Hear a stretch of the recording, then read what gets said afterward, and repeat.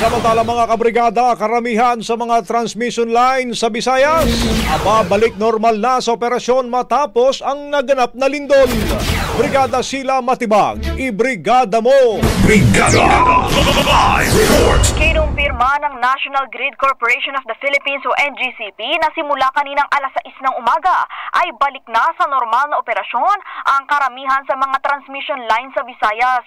Ito ay matapos ang magnitude 6.9 na lindol na tumama sa Cebu na nakaapekto sa supply ng kuryente. Sa kabila nito, may ilan pa ring linya na hindi nakababalik sa operasyon. Ilan dito ay ang 169 megawatt na Therma Visayas Inc. Unit 1, Daan Bantayan Tabango at Daan Bantayan Compostela. Tiniyak naman ng NGCP na sisikapin itong maibalik ang operasyon ng kuryente sa bahagi ng Visayas. Mababatid na kagabi October 1, nailif na rin ang yellow alert status sa Visayas Grid. Ang naturang status ay iniaanunsyo sakaling hindi sapat ang supply ng kuryente sa kinakailangan. In the heart of changing lives, ako si Brigada Sheila Matibag ng 15.1 Brigada News FM Manila. Sa The Music News,